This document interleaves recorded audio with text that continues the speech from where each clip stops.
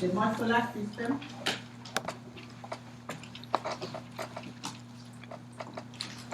that has the the skeletal muscle and also the bone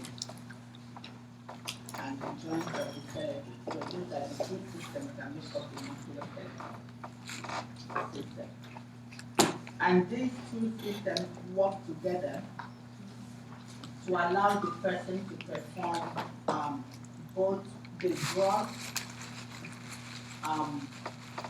simple movements and the fine, complex movements that the person will do. So we know the fine motor skills and broad motor skills that the person will do. Something like ability to open and close the door, or even your ability to use fine motor skills in terms of eye and hand coordination, like holding a needle, which I still have a hard time doing today.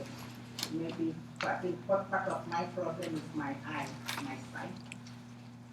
Okay, and then trying to do that precision. So if I need a needle, I need a big one that has a bigger profile. The little ones forget it, that I never be able to do it. So, so that those kind of fine skills.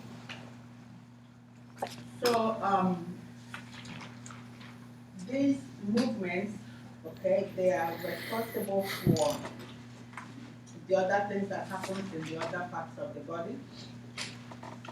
For example, the neural system will control the movement of all these subsystems that we're talking about. And then with the movement of the fluid and electrolytes within the body, that will go into the cells. But looking into now really cellular activity, transporting of nutrients and blood in and out of that cell, including the electrolytes that help the muscle to have electrical impulse between each other and the ability for them to move. So, with all these things, and then we have a blood flow, and all these things happen for the body system, for the musculoskeletal system to function well. And when there is a problem with any part of the system, we start having an operation in that problem in the system or the subsystem. So today, what we're looking at is those disorders or injuries that could cause operation in the musculoskeletal system. Some of them are congenital, some of them are acquired, and some could be mixed, acquired and congenital and acquired as well. And then we'll end it up with end of life care, because we're going to be talking about chronic illness and some of those illnesses that we define as chronic, which could be injuries, which could be something that the child is born with, congenital, but will require the child to go to a rehab center as treatment for life process, which we'll be going to starting next week. So that's how I want to do this lecture. So again, at the end of it, we would like to be able to identify those differences in the musculoskeletal system, an adult and a child. We would like to identify those segments that are important and interventions that relate to medication and or treatment of those common musculoskeletal disorders that we have in children. And with all of that, we'll be able to at least attempt to plan or develop a teaching plan and or a care plan for a child with musculoskeletal injury. And then we talk about the chronic condition. So, so the musculoskeletal system, like we said, we have the muscular system and the bone. The bone, we know, provides support for the soft tissue of the body. They also provide like a protection for the internal organs of the body.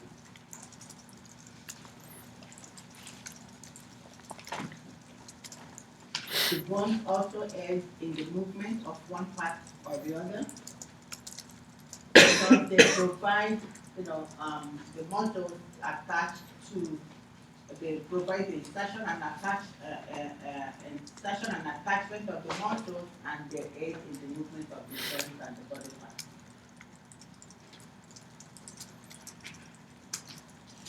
And another thing we identified earlier on in our lecture is that the bone, in the bone marrow, is where the blood cells are formed. So in other words, the bone is involved in the hemostasis or hemopoiesis of blood, making of blood. And what is another place that blood cells are made? Besides the bone marrow, Spleen. what else can blood cells, what can be made? Kidney. Kidney. So, having said that, you know that the bone cells, we have the, what we will call the osteoblast,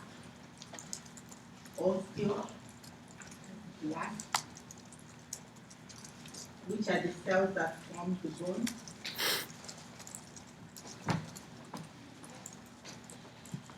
And we have the osteoclast, osteo and C-L-A-S-T,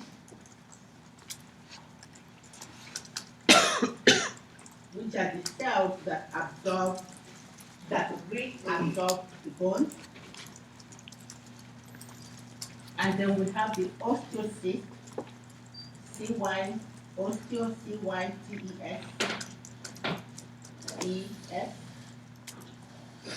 which are the bones, the cells that maintain the matrix or the structure of the bone.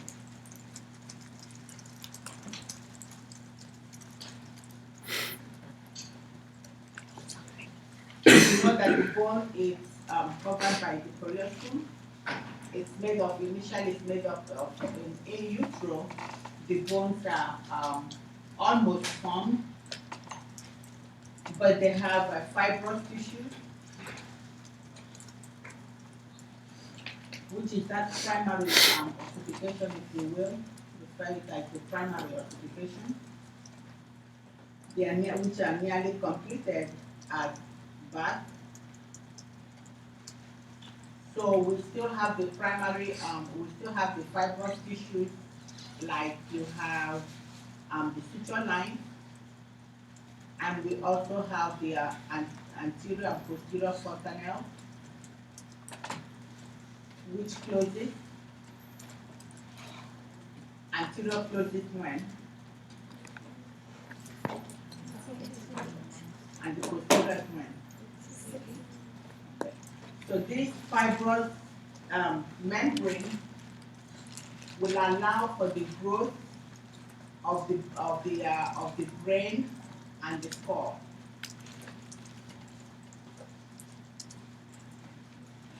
So we know that most growth in the brain and skull occur by age of 2 years. But the skull will continue to grow in size until it is completed at approximately 16 years of age.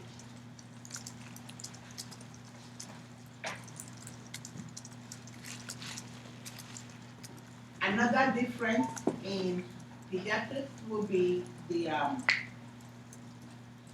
secondary ossification, if you will, referred to as that, which is that epiphyseal plate that is on the long bone. And these are the areas in the long bone, at the end of the long bone, that help, it's rich, it's a fibrous, it's a cartilage, but it's rich in blood supply and nutrients, and that's where the growth of the long bone occurs. So as it grows, the length of it will lengthen the shaft of the long bone.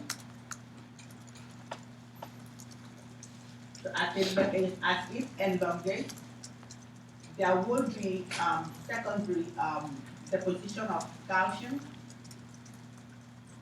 on that newly elongated area, which will help to solidify it, to make it to be a bony structure or tissue. So because of that, it is important for a growing child and adolescent to have calcium, because they need that calcium to form the bone and to solidify that bone so that the bone will be strong to prevent osteoporosis or breakage of the bone, with slight fall or with osteoporosis in adult life. Okay, because that epiphyseal plate is where the growth of the long bone, occurs primarily. Any injury that happens in that epiphyseal plate is very troubling, because especially when the child is still growing. So it is a big concern when there is injury that affected the epiphyseal plate or that destroyed the epiphyseal plate, because it can impact on the child's growth.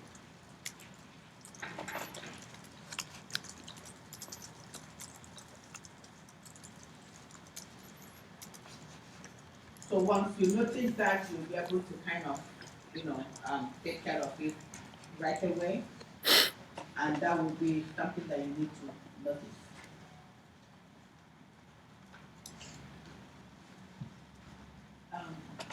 Robert, did you? No, it's just. You're just stretching? Yeah. Okay, I thought I saw your hand. No. So, because we have that rapid bone growth in children, okay, and that's why when there is a fracture in a child, it heals faster and quicker as opposed to when you have a fracture in an adult. For example, we see a 4-year-old that has a fracture of the femur,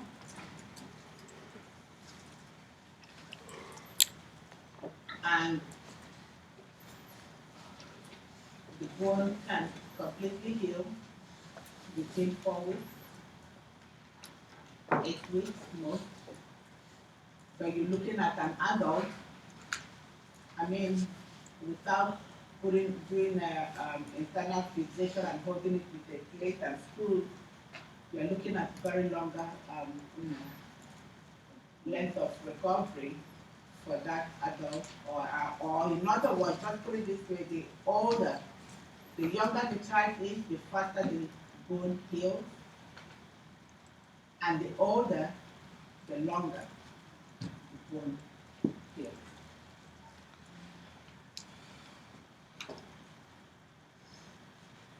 Other things that happen is the brain and the spinal cord. Okay, the brain is small, it's fully grown at birth, but it continues to grow. And for the spinal cord, you have at birth they have you know, um, the child is almost like curved.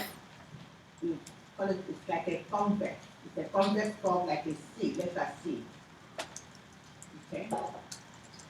So, but as the child grows, as the infant grows, and the infant is able to support their head, okay, the cervical, the neck area will no longer be a C, which is that convex. It will not become a concave. Okay, so it will flip, and that's achieved when the child is able to hold their head. Okay.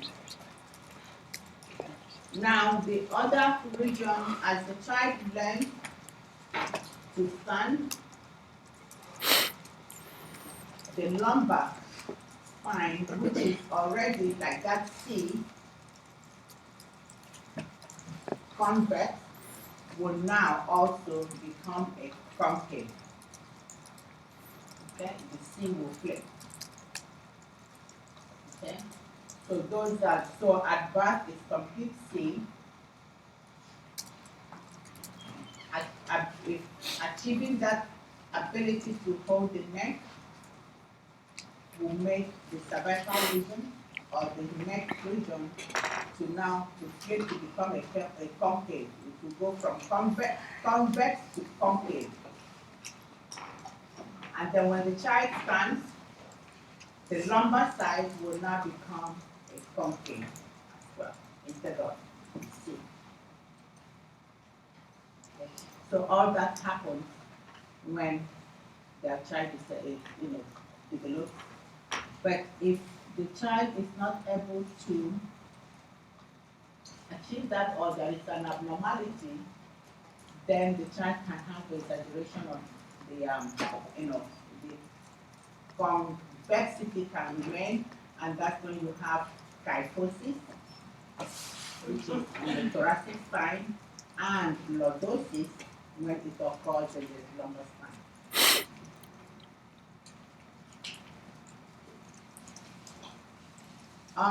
Other things that happen will include in the muscles. The muscles are completely formed at birth. Okay, but they will increase. The majority of the increase in that muscle will be during the first year of life. As the child grows, the fiber, including the length and the circumference of the muscle will increase, but the number of the muscles will not increase. The numbers will remain the same, but the circumference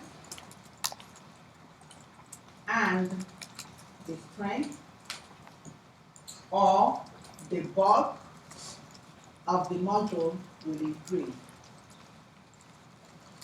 but not the number. So that's important for you to note also that, you keep on moving the muscles, the muscle tone will keep on increasing with mobility. Muscle fibers will reach to maximum diameter in girls in approximately 10 years and 14 for the boys.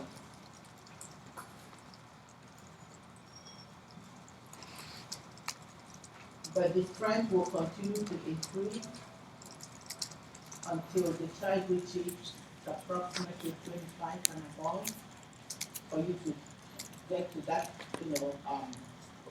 maximum motor strength that you'll be able to achieve.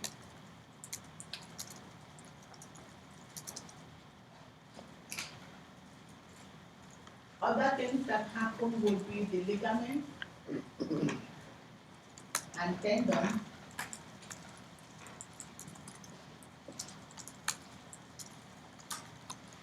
that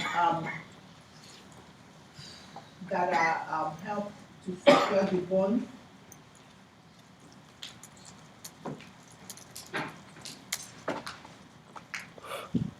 In childhood, they are still very, because they are just ligaments, they are not, covered with calcium or anything, so they're just ligaments. And the bones, even the bones of the child is still soft because everything starts as a fibrous tissue. So sometimes when a child gets a fracture, you will mistake it to be a sprain that is holding the ligaments of the joints together. So when we do the traumatic injuries, you'll see what I'm talking about. Okay.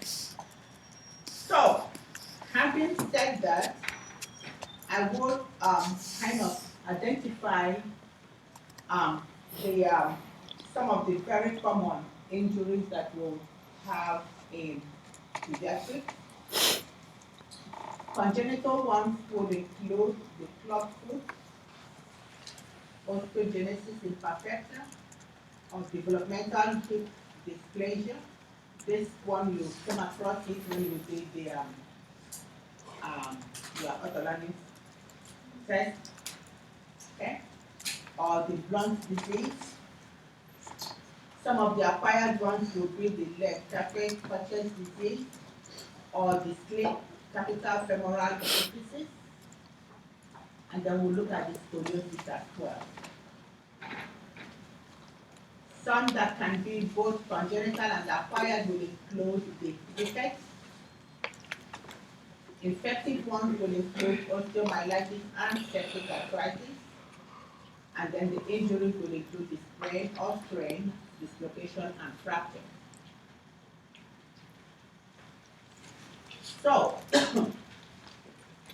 once there is an injury in the musculoskeletal system, we use casts to treat those injuries.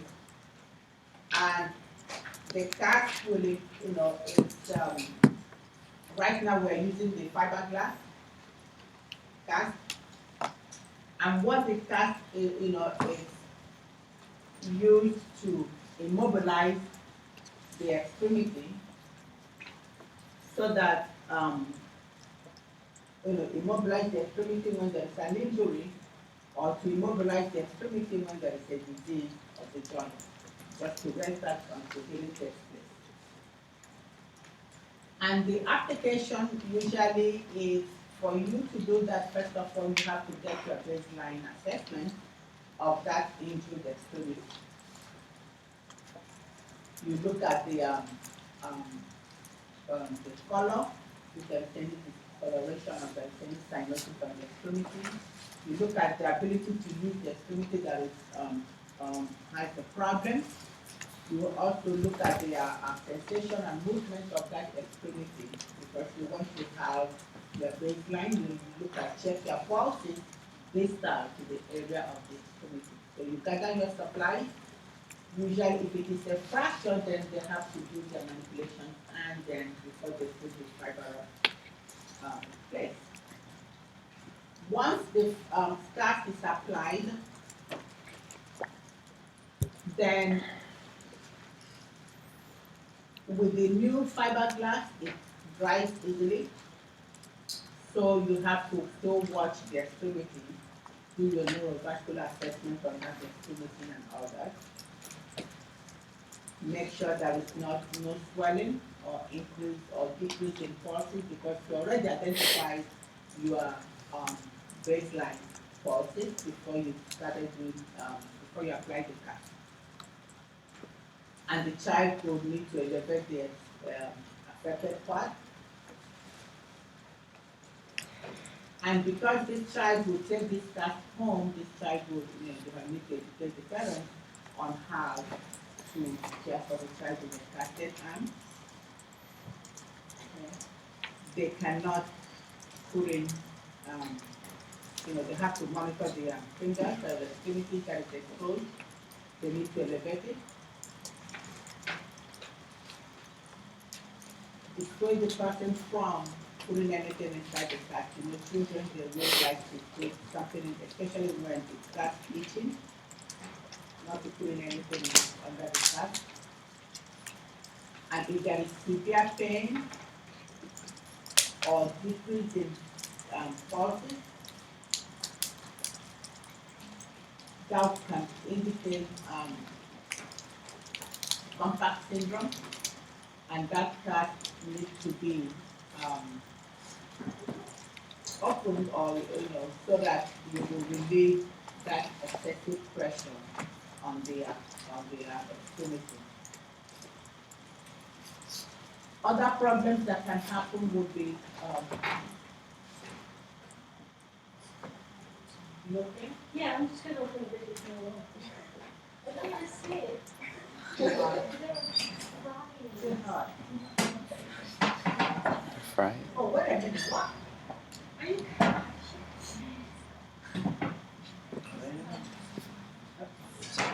come you don't get it?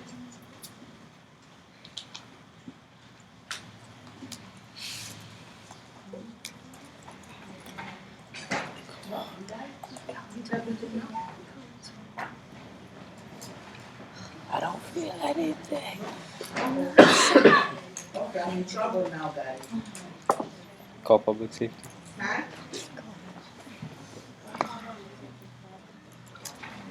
I'm trying to get this guy on.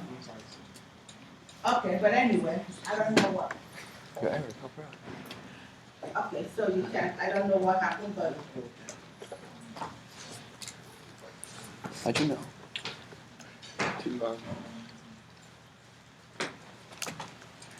okay.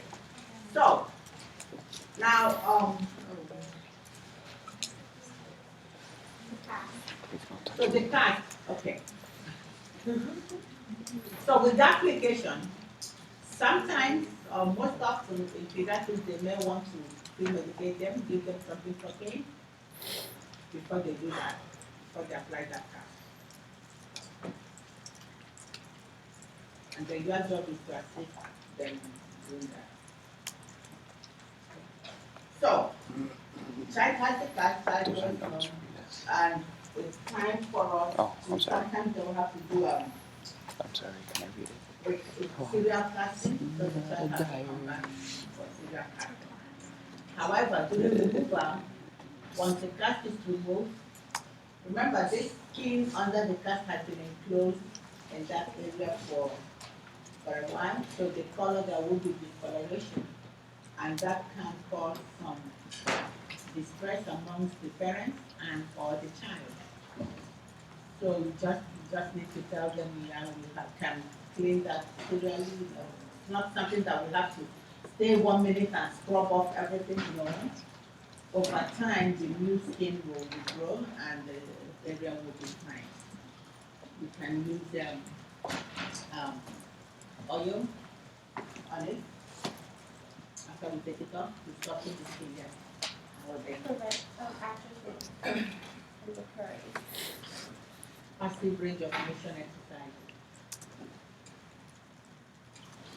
Because immobility I will treat that as we say, I put like soft headings of what once we immobilize a child, you have all these consequences in all the areas of the body, depending on how immobile the person is. So, other things that can be used will be traction, which will look at the traction, and the external fixators, which are used also to treat the affected areas. So, the traction, for instance, I put in the traction, I'm highlighting this traction because of late, we're seeing more and more traction is used in the clinical area.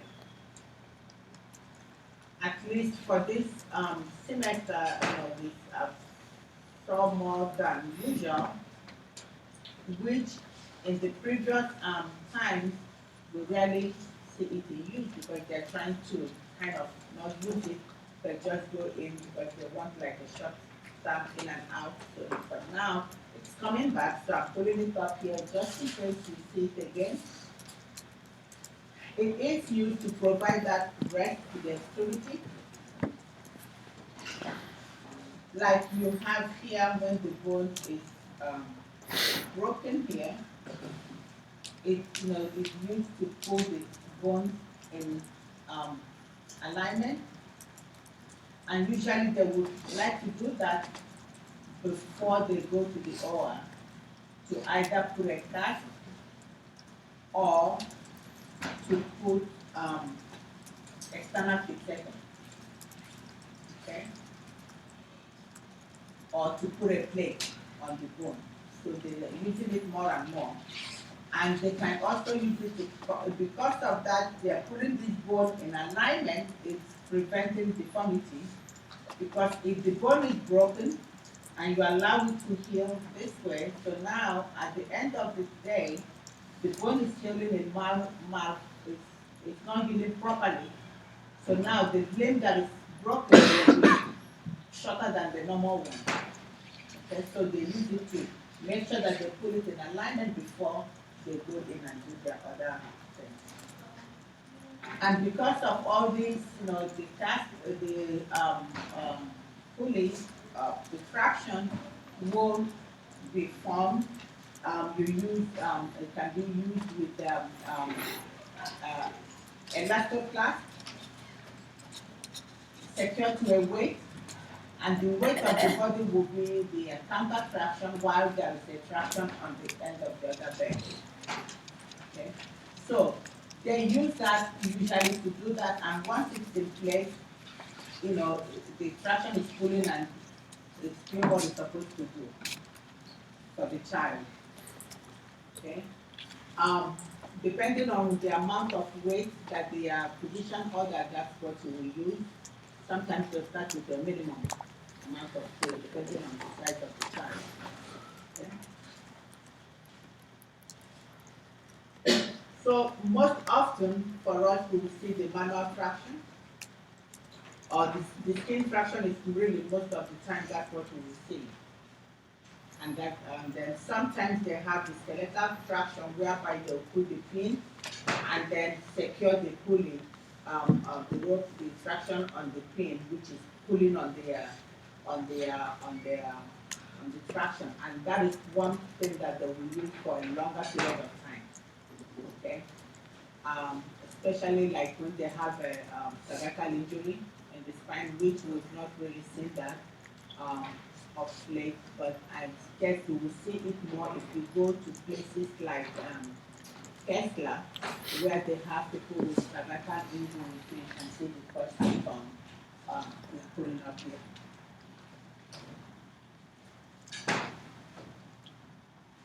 Okay. So, what do you do? Well, you have to make sure that the traction pulley is pulling well, the skins are intact, because that can affect, skin integrity. Okay? Patient needs to be medicated for pain because they have that injury or the disease part, and also so the pull of that traction also can cause pain. You want to make sure that you medicate them for pain, you assess for their pain, and you medicate them, and you make them comfortable by attending to their ADLs. Okay, so they are there laying on their back, they are immobile. Even though the kids, you see them flip-flop in that traction thing, but again, so you really have to kind of keep an eye on them, make sure that they are comfortable.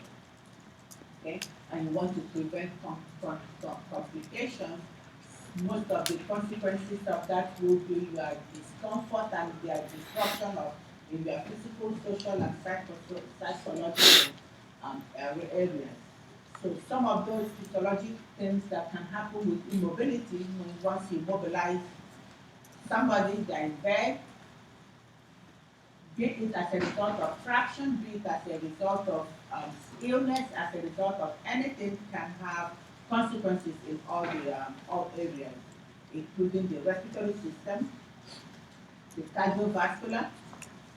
You have decrease in the GI system, in the skin area, you have the problems, and even in the urinary system. So all these areas have problems which I have highlighted here for you to not necessarily traction that can cause all this, but immobility in general can cause this discomfort or consequences.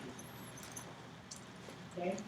Including the atrophy we talked about, or demineralization of the bone and all that. Metabolism, you have decrease in metabolism, okay, and all that. So psychological effects, of course, they are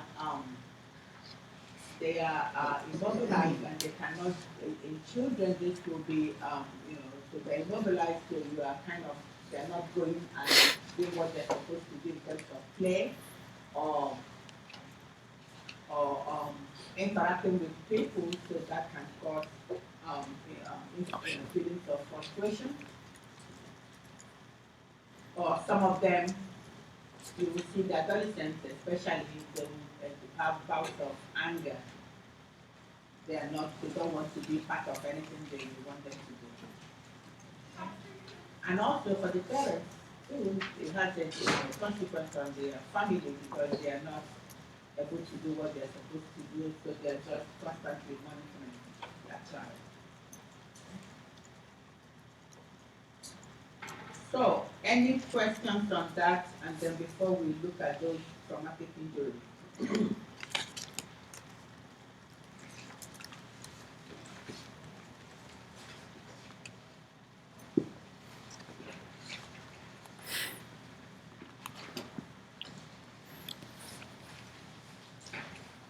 Okay, so with our traumatic injuries, we are looking at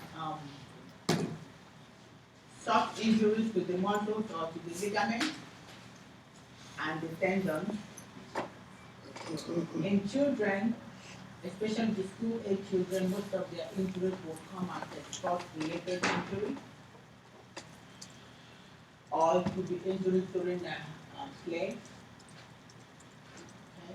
And some of the things that we are looking at, we may see fractures. And once there is any type of injury, of course, we would like to begin our ABC assessment of the child. We want to make sure that that child is safe within the environment. You look at the airway, you look at their circulation, and you look at their breathing. The sequence was revised. Eric, correct me if I'm wrong. The sequence of ABC is now ACB. It's CMA. ACB. CAB. CAB. Circulation, airway, and breathing. Okay. So you look at your circulation, okay, and then you make sure that, first of all, look at the environment before you start to rescue somebody. Make sure that you are safe, and then you can take the several person and start doing your. Then make sure that you are able to provide that care safely in the environment. We would like to get a brief history of circumstances, once you secure the circumstances of the injury. Okay. We want to secure the circumstances of that injury if you can. If anybody can give you that information, then secure your patient and transport them to where they can get appropriate level of care. You as the school nurse, because most of these injuries will happen in the school, the child, you're called, the child is coming to you, or the child is, you are called to the scene, you see the child, you'll be able to activate your CAB and get somebody to call that 911 for you, because you really cannot do much for that child over there. But depending on the injury that you see, then that's what you will be able to say what you can do for the child. Like if it is a dislocation, of course, you'll be able to apply your, secure the, use the acronym of RISES, which I will get into, but I need to describe the dislocation first. Okay, so that dislocation will occur when there is a force that disturbs the ligament. Okay, so there is a tear in that ligament that will take it off from where it is already inserted in that, where it's inserted in the bone. If the ligament is disrupted or it's kind of very loose, it causes a lot of pain for the patient. And because of that pain, the patient is not even able to use the affected limb. Some of those patients that we have, can have Down syndrome. Not now. Normally, most of them will have dislocated joints, especially the hip joint.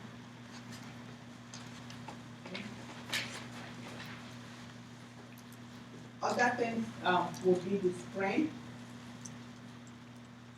Would be that when there is partial tear of the ligament, it could be partial, it could be complete.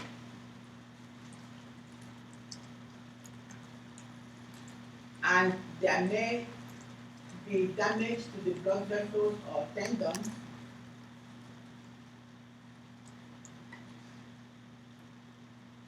And with that sprain, usually you twist that ankle or the area,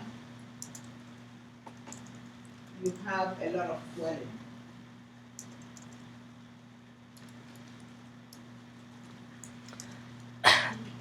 With strain, on the other hand, you see it's a tear of the muscular tendon. It's swollen, but generally because it's just like a strain, a tear, it's not as severe as the other sprain when you have like almost a partial or complete torn of the ligament. Okay. So, how do you treat both of them? You can use the acronym of RISE or ISIS. Both of them will do the same. You need to rest. You need to rest the affected part. You need to apply ice or cold compress. And that you can do for a maximum of half an hour at a time.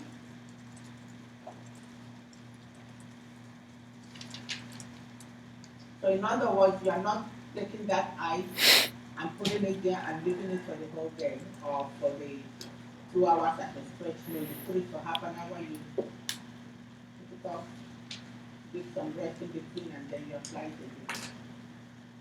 You need to immobilize the area. That's your compression.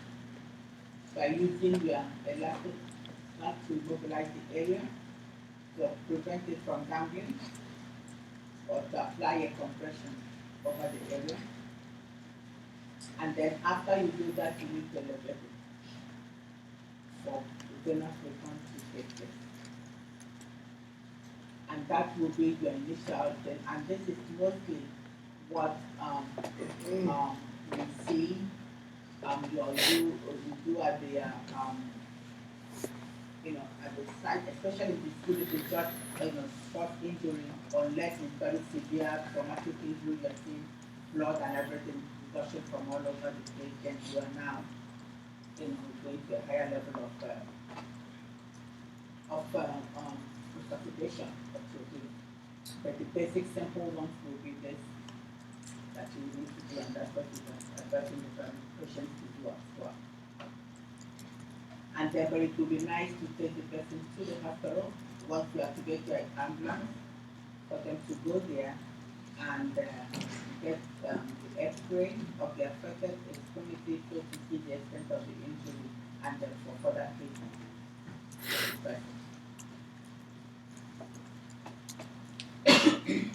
When you look at fractures, on the other hand, they can result from trauma or falls or from motor vehicle injury. It could be from sports injury as well, or sometimes it's just from child abuse, which we've seen so many times, or when there is a problem with the bone, where you have osteoporosis of the bone, or when the child has a congenital abnormality that causes the bone to be soft. Again, before you conclude it is a child abuse, make sure you rule out all the other things that could lead to bone breakage. Okay? So, when it comes to children, we said that they are bone, the younger they are, the more they have cartilage. The cartilage still not fully formed with calcium and solidified into hard bone, so still very soft. So some of those injuries that you see in the child may all just be like a kind of a bending, or it could be like just a bubble of like a break, complete break of that cartilage, because it's still very soft. Okay, and with that, you see that happening in the child. And sometimes we may not recognize it as a fracture in that child because we are thinking of, oh, it's just a soft tissue that is happening, but it's actually a fracture in the child.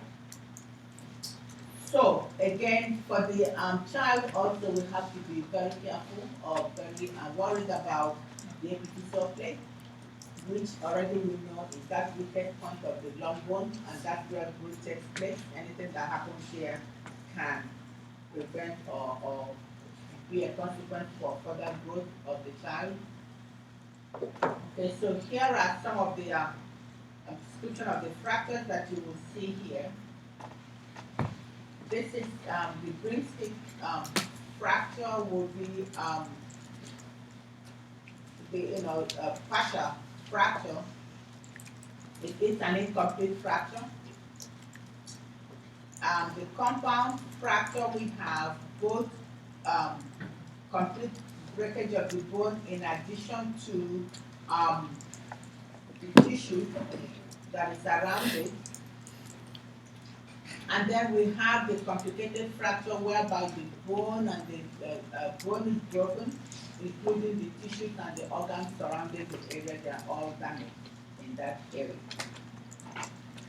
So, depending on the type of fracture that you have, and that will be the extent of care that you have to give to the person. Communicated fracture will be fracture that the bone is broken, plus you have pieces of the bone in the tissue. So that's like a very compound or complicated fracture with bone fragments around. So what do you see? Once there is a fracture, it could be the bending or anything, but you'll notice there may be bruising. There is echinosis on laceration of the and swelling. The area of impact, there is pain, and because the bone is broken, so the muscles are no longer completely covering that, so there will be muscle spasm. Pulse will be, you'll notice that the pulse distance to that fracture could be diminished. And you can also hear the crepitus, which is that movement of the bone within the affected area. There could be pallor, change in color or cyanosis, or there could be lessened sensation in the fractured site. That person will not be able to use the affected area because there is no longer continued. There is a deformity because it's no longer the way it should be, and there is a break in that bone. So, with that, the person that has that fracture is not able to use it, and is not able to bear weight on the affected extremity. So all this, once you look at that, you look at the X-ray, you'll be able to see the break in the bone, and that's what you use to confirm your diagnosis. So, once the diagnosis is confirmed, then they can do they'll try to put the bone back in alignment, and that they can do manual stretching and putting the bone in alignment. They stretch it depending on the extent, and then we'll be able to mobilize it using a card, or it could be simply a strap, depending on what extent it is, or a back slap or a full cast. Or they can go into surgery and do an internal fixation, and this is where they can put a plate after they reduce it. They put a plate to hold it in place, or they can use the external fixator, which is this, to hold it in place.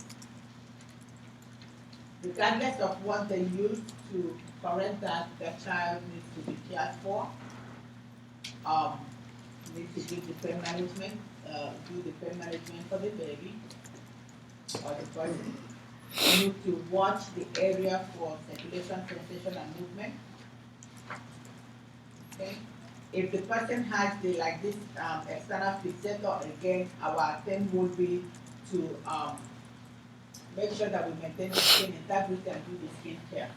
Yeah, the inside care, because this would be a sort of infection directly into the bone. So we want to make sure that we do good skin care, inside care, and also we teach the patient how to do that in their age.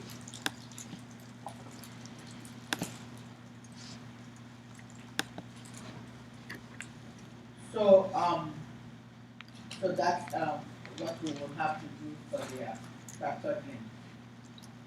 Any questions for that?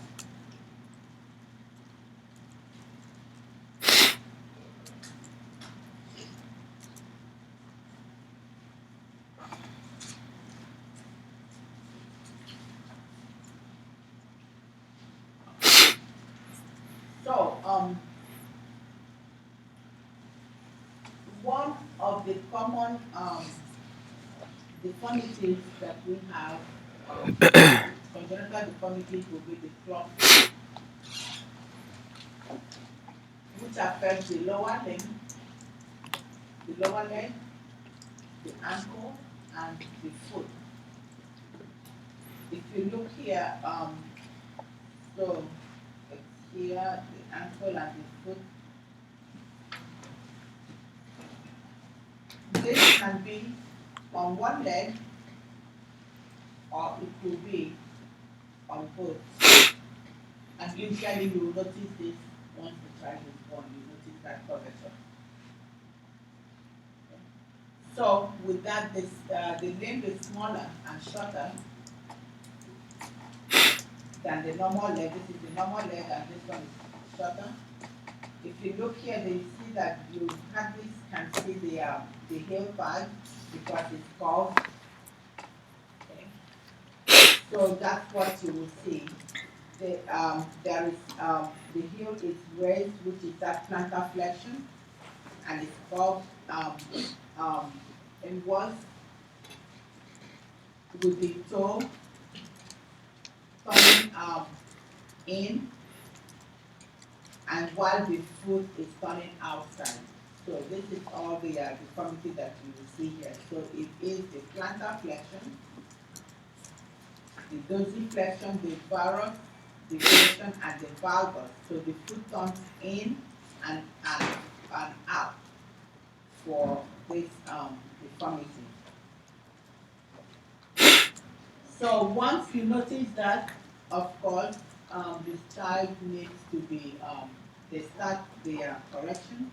For the very, very, very minor ones, simply they'll just do the stretching and just put the shoes of the child, infant shoes, on the opposite foot. So the right shoe will go to the left leg. If it is bilateral, so the left goes to the right. But if it is only one, so you take the leg that is affected. If it is the left that is affected, you put the right shoe on the left leg, and that will just help to correct it over time. But you still have to do, as you wash the child, you still have to do the serial in stretching of that extremity. Other things they can do would be to do use the cast. They'll stretch the extremity and then apply a cast on it to put the leg back in functional position. So the leg is curved this way, the foot is curved this way. They'll have to stretch it to a functional position serially and then put the cast, and then as they come in for their follow-up, they keep on doing the manipulation until they're able to correct it. It takes long to correct, so you need to tell the parents that this is not a one-day event. They have to come for continuous follow-up. Okay, so you need to continue doing that until the correction is achieved. But they will still have to do all the care, all the monitoring for that you do for anybody that has a cast. Noting the color, sensation, movement, circulation of that extremity. Okay. Sometimes the serial manipulation does not completely correct the deformity, or if it is so severe that they may need to do surgery. Okay. So once they do the surgery, you have to prep the patient for surgery. So which means you have to explain, the physician will explain to the parents, and you have to reinforce that patient. You get the consent, then you tell them about, post-operative care that things to observe for in that child. Because they will come back, they will do their surgery, after they do the surgery and stretching and put a cast on that child, and then we'll have to do care for the child that has a cast as well. Sometimes they'll have to put a drainage too, sometimes they're not always, but if they do, then you have to instruct them on that as well. Pain management is another key issue that you need to address, and also educating the parents on the care of the child at home, especially care of the cast.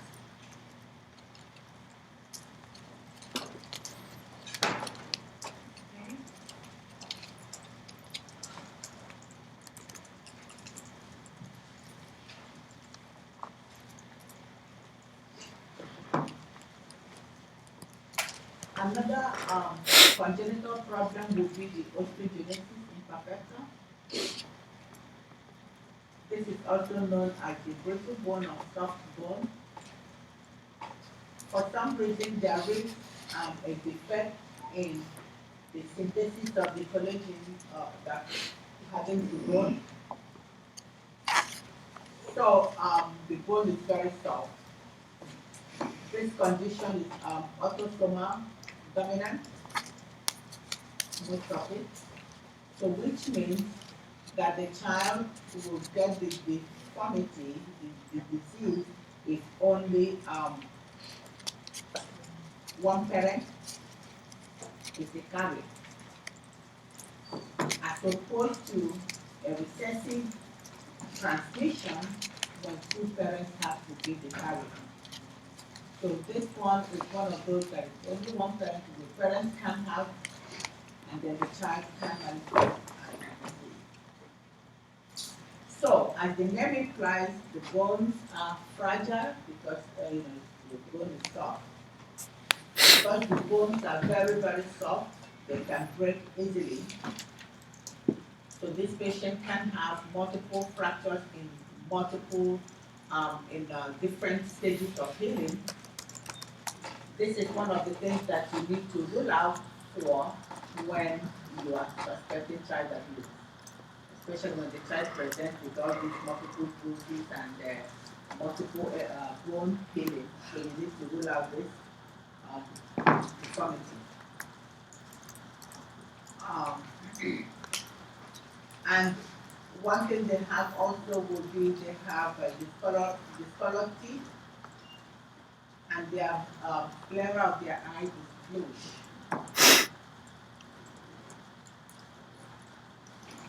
Their skin bruises easily.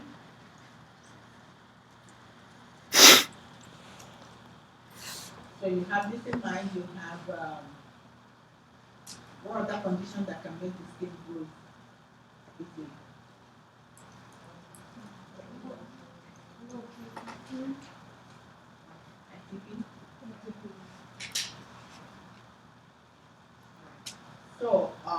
So you have that in mind. Okay. Sometimes, or most of the time, the research have documented that some of them, most of them will have a hearing loss by age 20. So, this case, once they identify that they have osteogenesis imperfecta, then we normally do hearing screening in newborn, but these are the ones that you need to do additional monitoring for.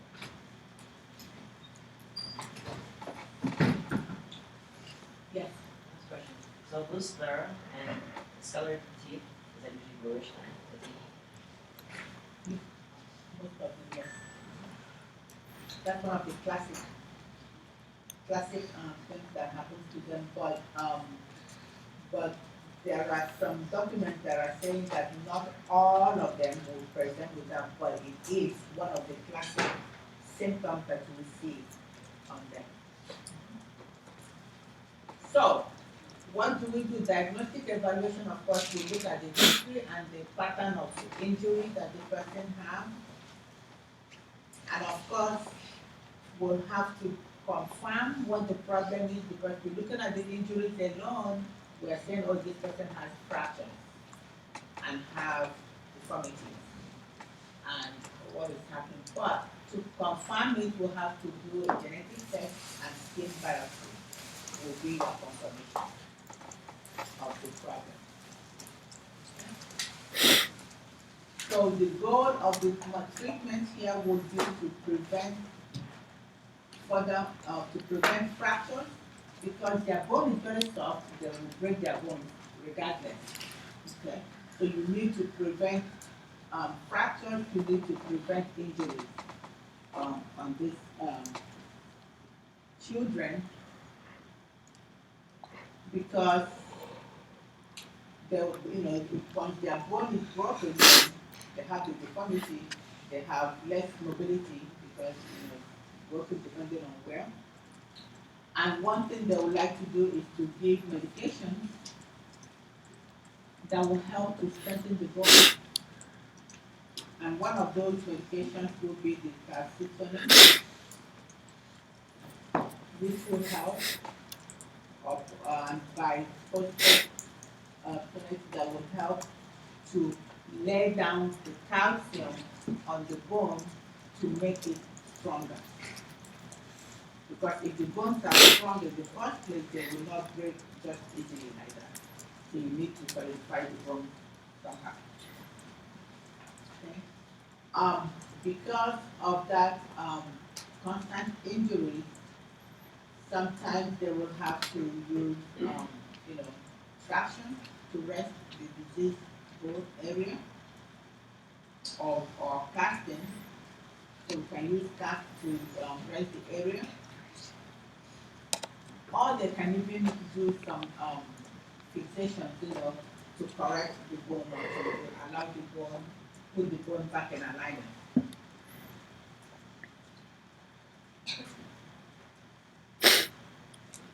So again, we would like to prevent occurrence of fractures And when they do occur, we would like to take care of that child. When this child is immobile, we would like to, prevent complications of immobility, which we listed previously. We can do turning, we prevent skin breakdown, we prevent muscle atrophy, we prevent all that by what we are putting in place. Again, nutrition can help in the healing of the tissue and the healing of the bones. And then of course we need to educate the parents or the family about the occurrence of the disease, which we know is genetic in nature, so they'll have to go for counseling.